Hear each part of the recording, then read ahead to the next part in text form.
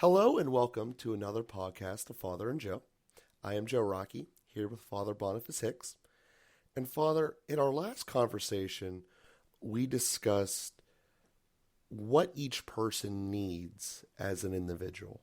And we came up with four kind of universal needs: food, clothing, shelter, and work.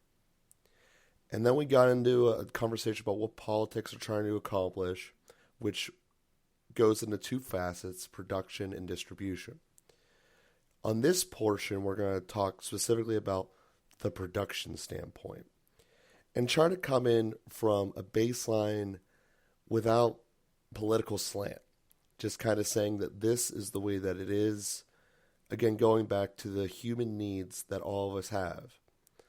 And just to make sure I don't go too far, when we were going through the virtue series, a lot of the virtues that we hit upon were not isolated to just Catholics or even Christians. A lot of them predated everything. They were kind of natural order, Aristotle type things. So when we talk about food, clothing, shelter, and work, are those Christian Catholic concepts, or are those kind of natural law, the way it is concepts, just as a starting point? Yeah, and food, clothing, and shelter would be universal. And then insofar as possible, we have to shape the understanding of work a little bit. Obviously, babies are not obligated to work, but we still need food, clothing, and shelter for them. So just to contextualize that slightly. But for somebody who is able to work, the right to work and the need to work are part of our human nature. There was work in paradise, and in a certain way, there will be work in heaven, without the toil. So we so often associate toil with work that it's hard for us even to separate those. But the toil is a consequence of the fall. Anyway, food, clothing, and shelter are the real basic ones. But yeah, what do they talk about? In Spanish, it becomes the three T's. So land is also included in that as a kind of need. And anyway, in terms of, so just to say, there's a little bit more we could sketch out in that space, and that's what things like the UN Charter on Human Rights would have done, has done for the human race. So that's not just Christian, it's not just Catholic. Now there are also, and it's actually the Vatican that helped to formulate a lot of that. So certainly that's consonant with and driven by a lot of Catholic thought. Now I can't, I haven't studied these particular things. Some of the Charter of Human Rights may have included some things that are non-Catholic at this point in terms of, I don't know, gender ideologies or something like that. There may be some other things that have been inserted in there in more recent times. But when that was originally drafted, oh gosh, I don't know, I want to say back in the 50s or something like that, maybe even earlier. If it was the UN, it would have been after World War II. So anyway, when that was originally drafted, it was certainly something done very much in concert with the Vatican, with the Vatican's input, and you'd find very Catholic values there, and you'd find that it's also universal. They're human rights, and it's a human approach to human rights. Anyway, I think that answers your question. It does. And mostly where I'm trying to come from is saying that this isn't something that we're just trying to push an ideology down people's throats. This is the way that it is. So I did want to take a minute, though, since this conversation today is going to be about production, to kind of dive down into what the work element is. Because as you said, obviously, if you're a baby, you can't even lift your own head. You're not going to be going out and doing work. But at the same time, doing stuff and preparing yourself to get better whenever you're in schooling and training. Essentially, that's what school is training to be ready for the real world to work. So I wanted to kind of dive through each of those sections and why it's important to do. So much of us have this desire to avoid work, possibly because of the toil that you just described there. But some people just don't like getting out of bed. So I wanted to to get on to why it's important and why it's necessary before we take our next steps into the production aspect. Yeah, who are those people, Joe, who don't like getting out of bed? I'm not sure I know them.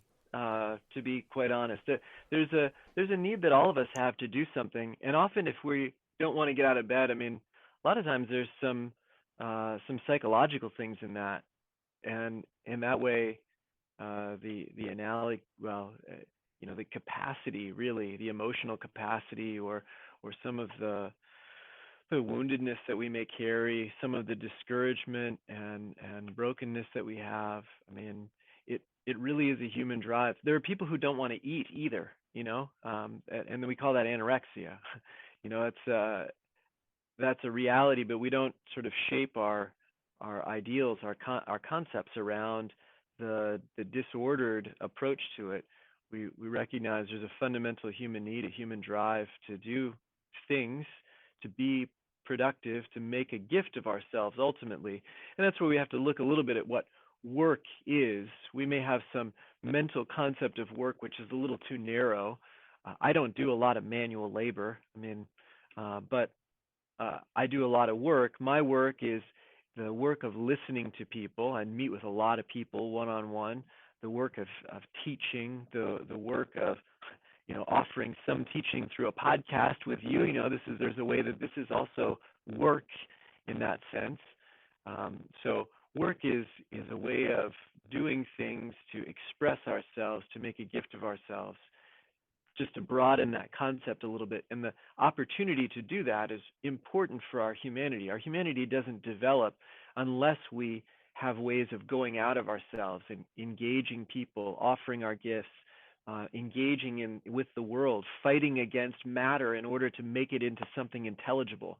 We need to have a realm in which to act out our ideas of what life is about and what's really valuable, what our principles are. So that's just to broaden that concept of work a little bit. Sure. So there's an inherent need to go out and to do something just to keep yourself moving and to make yourself a better gift. So obviously each of us have different things that we do for our work outside of this podcast. And one of the things for myself is I go out and I look at individuals, people's houses about potentially buying them. And when I say I go to every single house range, I mean it. I have been from houses that people would have to pay me to take to ones where I got to chuck out 7-figure checks. So I have seen it all. And for one reason or another, one of the most common groups of people who call me up are landlords, particularly landlords that don't want to be landlords anymore. So I see a lot of people, how they're living, both as homeowners and as the tenants, throughout the course of my day. And I can say with direct firsthand knowledge, now granted I get that that's anecdotal, but the less that people pay in rent, the more contents they leave behind. And the more that they pay in rent, or if I'm buying their house directly, the higher the price I'm buying the house for, the more of their stuff they take. So I bring that up because I believe that this is all correlated. When I'm going through a house with a tenant in it, I am way more likely to see a tenant actually physically there, and I'm looking at these houses basically between 10 and 4 o'clock. Physically there when their rent is either subsidized or significantly under market value. And because essentially they're getting paid not to go, not to participate. And the drive for work, it's either gnawing at them or not existent, I guess has been my example of seeing it. And the reason I bring this up is because the need for work is important, but you're also doing work in exchange for something in its inherent nature. We go out, we hire a bunch of contractors who do the manual lifting. They move the earth so we can dig the foundation. Well, they don't do that just because they want to say they did something today. They want to be able to support their families and take care of it. So there's an exchange. I needed this done, and we do that. And that's how ultimately getting into production, how this will go. So if there's a mechanism that keeps people from wanting to participate, it actually ends up hurting the entire process involved. And here's the reason why. It sounds counterintuitive. If there's less people who are willing to work, inherently there's a bigger demand for the workers, which means the employers need to pay everyone more. As a result, the cost of that work has gone up. So what you have is a situation where a job may only be worth 10 units. But now, as an employer, you have to pay 6 units. So what you end up trying to do is figuring out a way to eliminate that job, which is why you see things at McDonald's where you punch in your own order or self-checkouts. Because there's been people not participating, it actually is taking away the starting opportunity for people who want to participate. Now, that's on a very global scale, particularly maybe regional to America, but from an economic standpoint, that's true regardless. So I wanted to bring that up because the people who, now staying in bed all day is kind of an exaggeration, but just don't want to participate and find a way where they do less than what would be naturally in order to just kind of skip around ends up severely detrimenting everyone, not just themselves, but those around them, and then ultimately the next wave of people that come through. So we've talked before from a spiritual sense about how doing good will spread good around you. And this is from a natural order standpoint because this is my livelihood. I'm very familiar with this, how the negative can spur as well. So before I go too far, I want to give you an opportunity to jump in here. Well, this is great, Joe. I'm really enjoying this. And again, I have to give the disclaimer about myself for the sake of our listeners. I mean, these are not areas that I have delved into in an extensive way. So I just want to admit my own, somewhat of my own ignorance. And that's why I also appreciate the concrete examples you're giving in terms of economic theory. So I would, for a point of reflection, I would first of all say I really appreciate, your example, and I'm taking that in. One of the things that came to me while you were talking about that was, what's more important, that we have McDonald's food or that we have people that are thriving? And so, you were talking about the loss of jobs. When you have fewer people working, then it drives the prices up, and then then it becomes motivational to make even less people working. I think that was the logical strain there. And so yeah, we want more people working, but we want more people working so that we have more people working. We don't want more people working so that we have more McDonald's or something, or that we have, And in fact, part of the issue becomes we want to pay for value, and where our values are in society is also a question. It's in earlier times we have places like St. Peter's Basilica because we actually supported people who spent their entire life carving some of the statues that are in there, and we still appreciate those statues 500 years later. But we would never pay someone to create the things in St. Peter's Basilica now because our values have gotten so twisted around that we don't have a sense of investing for 500 years. We don't have a sense of investing in beauty. We don't have a sense of investing, actually paying the adequate wage, a living wage. And so I don't know how the payment worked in 1500, but essentially that person had enough to support themselves and their families. And that's a principle of Catholic social teaching. Pope Pius XI spoke it in very extreme terms in Quadragestiono. I'm missing a syllable in there. And when he said, you know, it is a grave offense for an employer to pay someone too little to support himself and his family. So think of it in that sense, like if a person is working at McDonald's to support themselves and their family, and we're giving them a wage that's so low that they can't do that, that's a grave offense. Now, he wasn't talking in McDonald's land quite as much back in 1930 or whenever that was, but I'm just trying to throw some ideas out that might put a little point of reflection in our very capitalist mentality. And again, I'm not anti-capitalism by any means. Unbridled capitalism is problematic. Communism is problematic. Capitalism that actually reinforces, that doesn't simply eliminate, if we don't have enough jobs, we just eliminate all of them and replace them with robots. Capitalism does that, but Catholic social teaching does not do that. So again, and Catholic social teaching doesn't dictate the response to that, but it values the person, not the money, not the product, as primary. The person is always primary.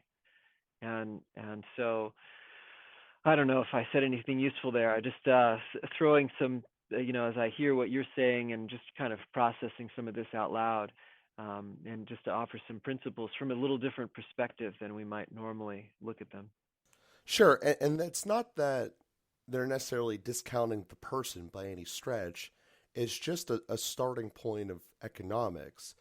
Every person who's receiving a paycheck has to create more value to the company than they are getting paid, or else the entire company will go bankrupt and no one will have a job.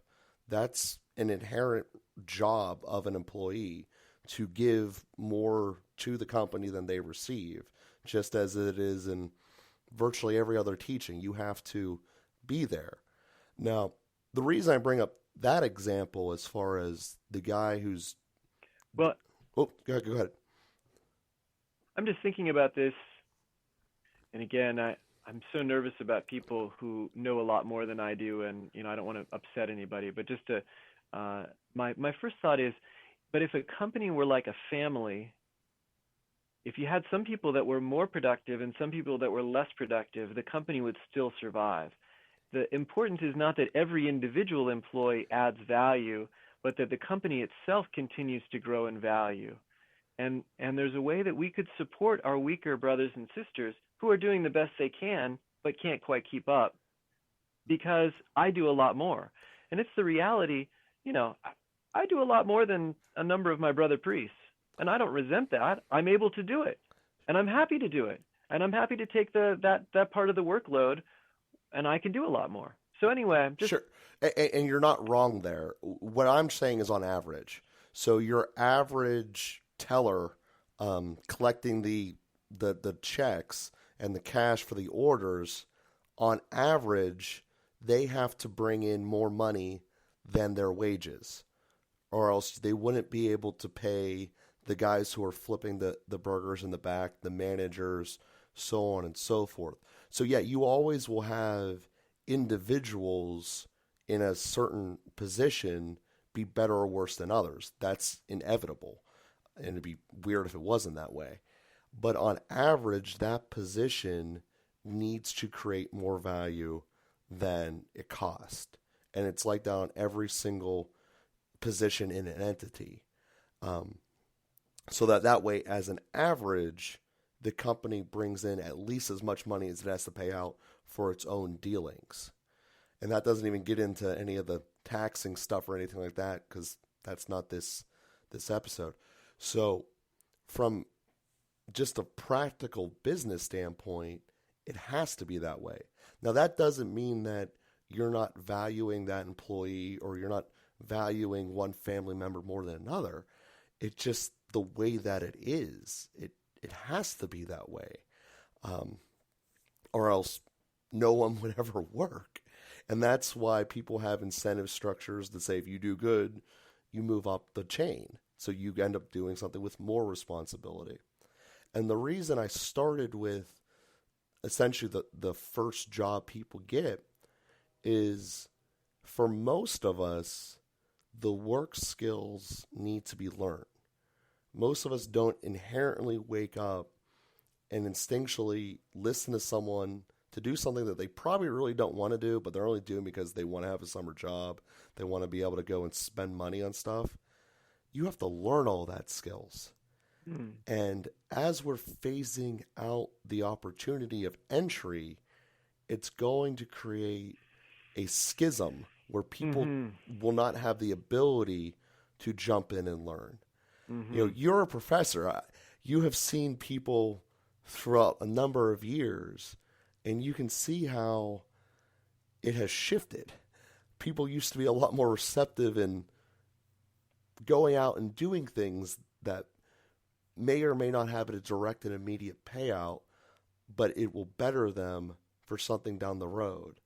And now, if there's not an immediate what's in it for me, what am I going to do to this? And part of this goes back to what you were saying before, a desire to invest for the future, to pay workers to create something that'll be magnificent. Now, I do think that still exists here.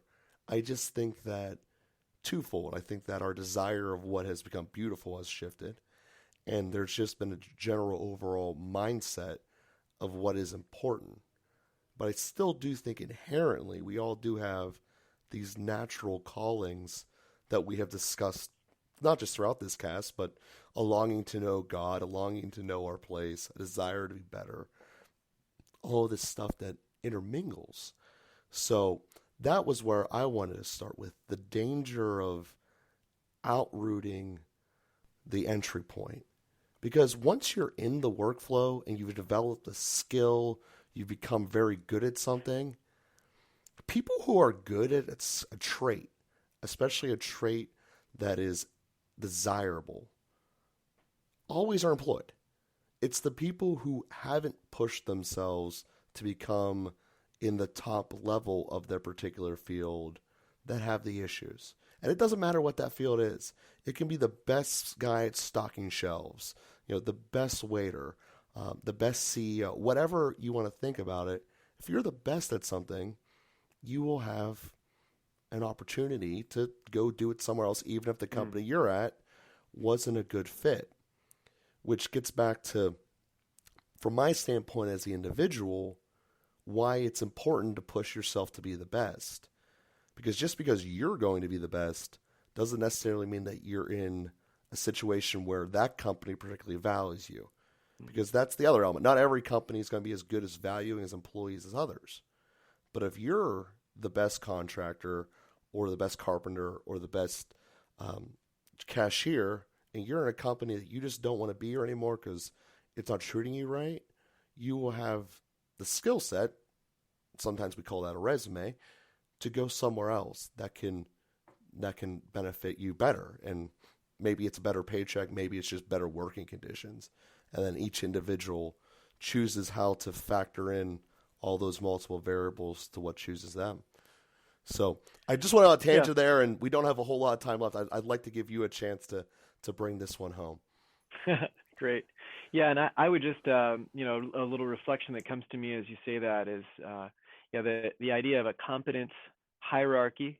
We certainly need to recognize that there's a competence hierarchy that's beneficial for everybody. You know, we want the best brain surgeons doing brain surgery. We, you know, we don't want so somebody else. You know, we don't want a med student. We don't want a person who struggles adding two numbers together to do brain surgery. I guess so the competence hierarchy is certainly a value, and then I would say the other thing, kind of related again to how we value things, you know, is the person who has a lot of relational skills, you know, maybe not some other skills.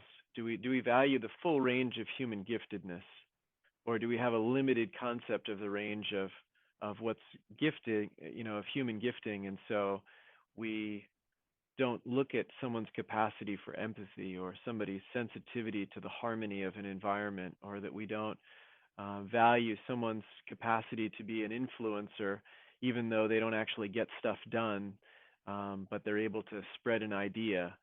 Uh, and sometimes people spend so much time trying to be something they're not, that also they're low on one competence hierarchy and they stay low there because they just don't have those gifts. But meanwhile, they would be in a better place in another competence hierarchy. But in some cases, that competence hierarchy doesn't exist, or it doesn't pay enough. We don't actually value the skills that are there, and that's to our detriment. That's not to our advantage. So those would be the kinds of reflections I would post there. But anyway, a wonderful discussion with you, Joe. These are areas that I can also learn things. You have a lot more experience and in the details than I do, and hopefully I can bring a little bit from a Catholic perspective to reflect on those ideas. Perfect, perfect. And actually, we'll start off our next cast by addressing that. So I do thank everyone for listening here this week, and we will be again here with you next week. Please thank you for continuing to spread the cast, and we'll be with you here next week.